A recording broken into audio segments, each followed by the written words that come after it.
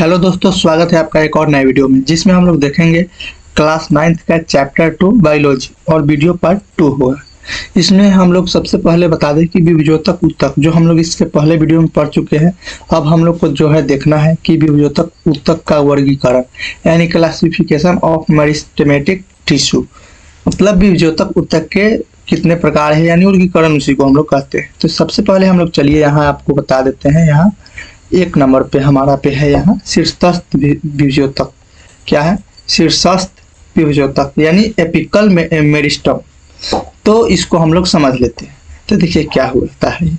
शीर्षस्थ विभुजोतक पौधों के जड़ एवं तनों के वृद्धि वाले भाग में विद्यमान रहता है तथा यह उनकी लंबाई में वृद्धि करता है। क्या करता है? जो शीर्षस्थ विभुजोतक होता है वह पौधे के जड़ एवं तनों में वृद्धि वाले भाग में विद्यमान रहता है। कहाँ रहता है? जहाँ वृद्धि होता है। अब क्या करता है? जब वृद्धि वाला भाग में रहता है तो उनकी लंबाई में क्या करता है? यह वृद्धि करता है। अब हम लोग यहाँ पे देखेंगे पार्श्व विभुजोतक यानी लेटरल मेरिस्टम। तो ये क्या होता है समझिए। तने की परिधि या मूल में वृद्धि पार्श्व विभुजोतक के कारण होता है। देखिए तना जिसको हम लोग कहते हैं उसमें क्या होता है? परिधि या मूल वृद्धि का जो है काम करता है। यह क्या? पार्श्व विभुजोतक। और यहाँ तीसरा है सी नंबर हमारा अंतर्विष्ट विभुजोतक, जिसको हम लोग इंटरकैलरी मेरिस्टम कह सकते हैं। देखिए यह क्या होता है? यह पत्तियों के आधार में या टहनी के पर्व यानी इंटरनोड के दोनों ओर उपस्थित होते हैं। अब हम लोग देख लेंगे कि विभुजोतक ऊतक के गुण यानी प्रॉपर्टीज ऑफ मेरिस्टेमेटिक टिश्यू ये क्या होता है, समझिए इसको। नंबर 1 पॉइंट है, इस ऊतक की कोशिकाएं अत्यधिक क्रियाशील होती है। जो है विभुजोतक ऊतक की क्या होती है? जो कोशिका होती है वह अत्यधिक क्रियाशील होती है। दूसरा नंबर है, उनके पास बहुत अधिक कोशिकाएं द्रव, पतली कोशिकाएं भीति और स्पष्ट केंद्रक होते हैं। तीसरा नंबर है, उनके पास राजधानियां नहीं होती है। अब हम लोग यहाँ पे देख लेते हैं कि देखिए यहाँ पादप ऊतक लिखा हुआ है, मतलब पादप ऊतक जो दिया गया है आपको दो प्रकार में है। एक जो है विभुजोतकी ऊतक और दूसरा है अस्थायी ऊतक। तो इसको आप लोग समझिएगा। यहाँ देखिए आप यहाँ पादप ऊतक लिखा हुआ है। पादप ऊतक दो प्रकार के होते हैं, विभुजोतकी ऊतक और अस्थायी ऊतक। अब देखिए हम लोग देख लेते हैं यहाँ विभुजोतकी ऊतक में क्या क्या हम लोग को पढ़ना है। शीर्षस्थ ऊतक जो है हम लोग पढ़ने हैं, पार्श्व विभुजोतक और अंतर्विशिष्ट विभुजोतक जो हम लोग अभी क्या किए पढ़े हैं। अब हम लोग को पढ़ना है अस्थायी ऊतक। अब अस्थायी ऊतक में भी दो प्रकार होते हैं, एक सरल अस्थायी ऊतक और दूसरा जटिल अस्थायी ऊतक। अब देखिए हम लोग सरल अस्थायी ऊतक में क्या पढ़ेंगे? पैरेन्काइमा पढ़ेंगे। जो पैरेन्काइमा है उसमें दो प्रकार है, क्लोरेन्काइमा और दूसरा है एरेन्काइमा। अब यहाँ आगे पढ़ेंगे कोलेन्काइमा क्या होता है और उसके अलावा एस्केरेन्काइमा क्या होता है। अब हम लोग जटिल अस्थायी ऊतक में देखते हैं तो हम लोग को जाइलम और फ्लोएम पढ़ना है। अब देखिए जाइलम में भी हम लोग को जाइलम ट्रैकिड पढ़ना है, वाहिका, जाइलम फ्रेन्काइमा और जो है हमारा जाइलम फाइबर पढ़ना है। उसके अलावा हम लोग को यहाँ पढ़ना है फ्लोएम में चार्ली नालिका, साथी कोशिका, फ्लोएम पैरेन्काइमा और उसके अलावा हम लोग को फ्लोएम फाइबर पढ़ना। चलिए अब हम लोग आगे पढ़ते हैं अस्थायी ऊतक यानी परमानेंट टिश्यू। तो इसको चलिए देख लेते हैं। यहाँ पर लिखा हुआ है विभुजोतक ऊतक वृद्धि कर आगे एक विशिष्ट कार्य करती है और विभाजन होने की शक्ति खो देती है, जिसके फलस्वरूप वे अस्थायी ऊतक का निर्माण करती है। आगे है विभुजोतक ऊतक की कोशिकाएं विभाजित होकर विभिन्न प्रकार की अस्थायी ऊतकों का निर्माण करती है। अब इसका एक परिभाषा भी है, यहाँ पे देख लीजिएगा। कोशिकाएं जो विभेदित होकर विशिष्ट कार्य कर रहती है और आगे विभाजित होने की शक्ति खो देती है, इस प्रकार की ऊतक को अस्थायी ऊतक कहते हैं। अब हम लोग यहाँ पे अगला जो समझेंगे विभेदीकरण क्या होता है। विभेदीकरण इसको हम लोग समझेंगे। डिफरेंशिएशन क्या होता है। तो देखिए यहाँ लिखा हुआ है ऊतकों द्वारा विशिष्ट कार्य करने के लिए अस्थायी रूप और आकार लेने की क्रिया को विभेदीकरण कहते हैं। अस्थायी ऊतक के अब हम लोग क्या करेंगे? यहाँ पे प्रकार देखेंगे। तो अस्थायी ऊतक के प्रकार यहाँ पे है अस्थायी ऊतक के प्रकार यानी टाइप्स ऑफ परमानेंट टिश्यू। तो यहाँ लिखा गया है ए नंबर सरल अस्थायी ऊतक यानी सिंपल परमानेंट टिश्यू। तो इसको समझिए, ये एक ही प्रकार के कोशिकाओं से बने होते हैं जो एक जैसी दिखाई देती है। इस प्रकार के ऊतक को सरल अस्थायी ऊतक समझ जो है कहते हैं। जैसे उदाहरण के रूप में यहाँ देखिए पैरेन्काइमा, कोलेनकाइमा और स्क्लेनकाइमा। अब यहाँ पे देखिए सरल अस्थायी ऊतक के प्रकार यानी type of simple permanent tissue, इसका भी प्रकार देखिए। पैरेन्काइमा को हम लोग समझ लेते हैं, यहाँ पैरेन्काइमा है, देखिए यहाँ लिखा हुआ है वे सरल अस्थायी ऊतक जिसके कोशिकाओं की कुछ परतें आधारित पैकिंग का निर्माण करती है, इन्हीं पैरेन्काइमा कहते हैं। क्या कहते हैं हम लोग? इन्हीं को पैरेन्काइमा कहते हैं। अब देखिए इसका हम लोग फीचर्स को देखेंगे यानी गुण को देखेंगे, इसका जो आखिर है क्या गुण क्या है इसको हम समझते हैं। तो देखिए यहाँ पे लिखा हुआ है यह पतली कोशिकाएं भीति वाली सरल कोशिकाओं का बना होता है। यह पतली कोशिकाओं भीति वाली सरल कोशिकाओं का बना होता है। ये जीवित कोशिकाएं होती है। क्या होती है? जीवित कोशिकाएं होती है। तीसरा नंबर है ये प्रायः बंधन मुक्त होती है। चौथा नंबर है इस प्रकार के ऊतक की कोशिकाओं के मध्य काफी रिक्त स्थान पाई जाती है। पांचवा नंबर है यह ऊतक भोजन का भंडारण करता है और पौधों को सहायता प्रदान करता है। जो है छठा नंबर है जड़ एवं तनों की पैरेन्काइमा पोषक तत्वों और जल का भी भंडारण करती है। अब हम लोग देखेंगे पैरेन्काइमा ऊतक के प्रकार। अब देखिए इसका भी प्रकार है, एक में है कोलेरेन्काइमा। अब कोलेरेन्काइमा क्या होता है इसको समझिए, इसको आप लोग लिखते चलिएगा, जो भी हम आपको बता रहे हैं इसको आप लिखते चलिएगा। देखिए लिखा गया है कुछ अन्य पैरेन्काइमा जिनमें क्लोरोफिल पाया जाता है और ये प्रकाश संश्लेषण की क्रिया करती है, ऐसे पैरेन्काइमा को कोलेरेन्काइमा कहते हैं। जो क्लोरोफिल, जिसमें क्या होता है क्लोरोफिल पाया जाता है और यह प्रकाश संश्लेषण की क्रिया को करा देता है, उसको हम लोग क्या कहते हैं? कोलेरेन्काइमा कहते हैं। चलिए आगे हम लोग देखते हैं यहाँ पे दूसरा एरेन्काइमा। क्या होता है एरेन्काइमा इसको समझिए।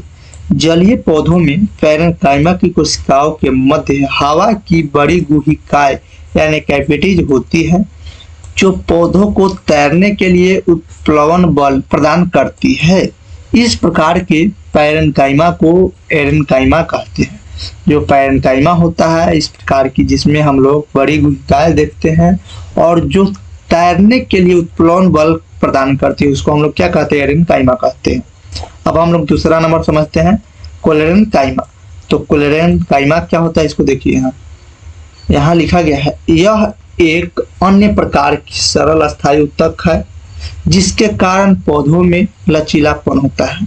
कोलेरेन्काइमा जो होता है उसी के कारण जो होता है कि पौधे में लचीलापन होता है।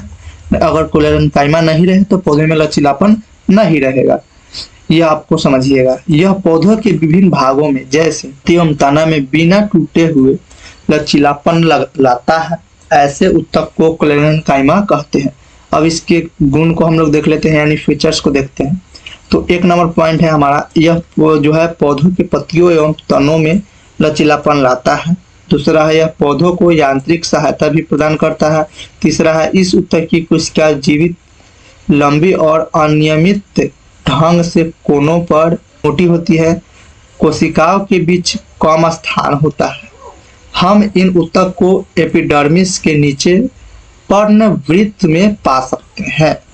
यह जो है पॉइंट था। अब हम लोग तीसरा नंबर पॉइंट देखते हैं, यहाँ पे है स्क्लेनकाइमा। तो स्क्लेनकाइमा क्या होता है इसको समझिएगा। यह एक अन्य प्रकार का सरल अस्थायी ऊतक है जो पौधों को कठोर एवं मजबूत बनाता है।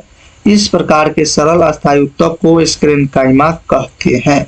उदाहरण के रूप में देखिए नारियल के छिलके, ये ऊतक तने में सम्मोहन बंडल के समीप, पत्तों की सिराओं में तथा बीजों और फलों के कठोर छिलके में उपस्थित होता है। इसके गुण को हम लोग देखते हैं, फीचर्स को देखते हैं। तो यहाँ लिखा गया है इस ऊतक की कोशिकाएं मृत होती है।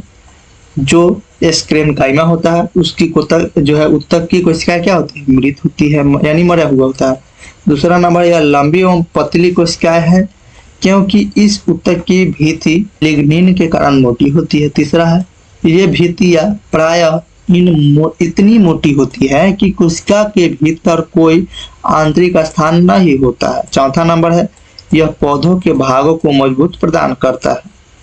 आगे अब हम लोग समझ लेते हैं कि लिग्निन क्या होता है। तो चलिए यहाँ देख लेते हैं लिग्निन क्या होता है। लिग्निन कोशिकाओं को दृढ़ बनाने के लिए सीमेंट का कार्य करने वाला एक रासायनिक पदार्थ है। अब हम लोग देख लेंगे यहाँ पैरेन्काइमा, क्लोरेन्काइमा और स्क्लेरेन्काइमा के बीच अंतर यानी डिफरेंशिएशन अमॉन्ग पैरेन्काइमा, क्लोरेन्काइमाज एंड स्क्लेरेन्काइमाज।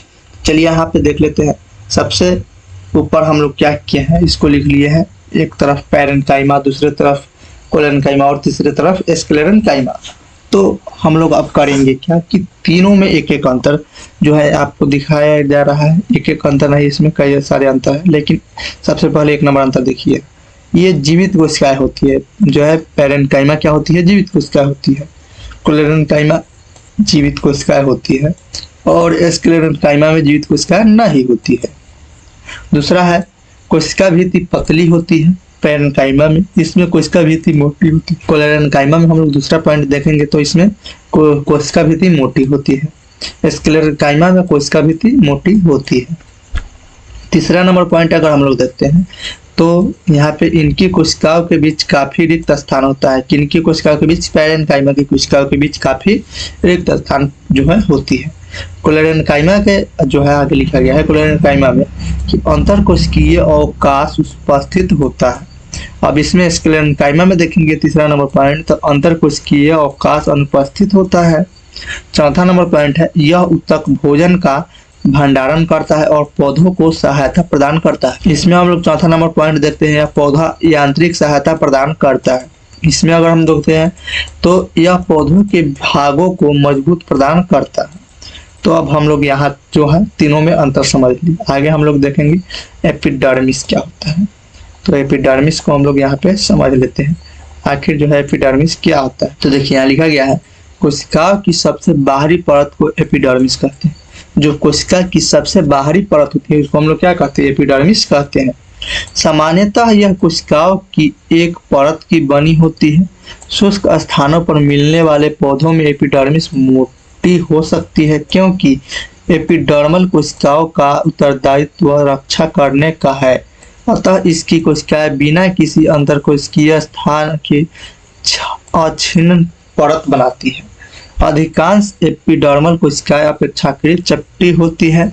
सामान्यतः उनकी बाह्य तथा पार्श्व भित्तियां उनकी आंतरिक भित्तियां से मोटी होती है। गुण इसका समझते हैं तो हम लोग यहाँ देख लेते हैं फीचर्स।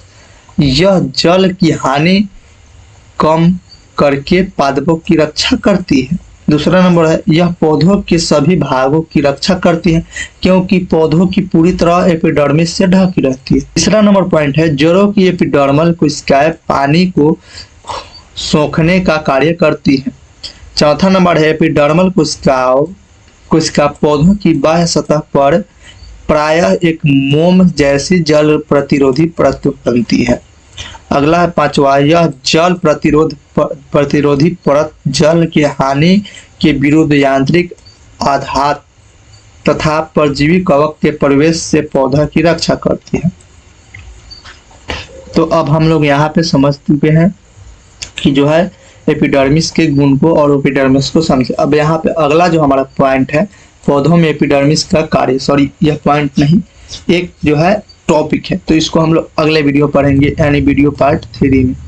तो वीडियो पार्ट 3 में हम लोग इसको पढ़ेंगे function of epidermis in plants. अगर आप लोग को वीडियो यह थोड़ा भी अच्छा लगा हो तो वीडियो को लाइक कीजिएगा और कमेंट करके जरूर थोड़ा सा सपोर्ट दिखाइएगा अपना, और आप लोग ज़्यादा से ज़्यादा इसको शेयर कीजिएगा ताकि और भी वीडियो का जो है देख सके लोग और उससे कोई फ़ायदा उठा सके। जो आपके फ्रेंड्स हो गए, आपके जो रिलेशन में हो गए, उनके पास जो क्लास 9th में है या क्लास 8th में है उसमें उनको पास भेजिएगा क्योंकि वे भी देख करके कुछ सीख सकते हैं।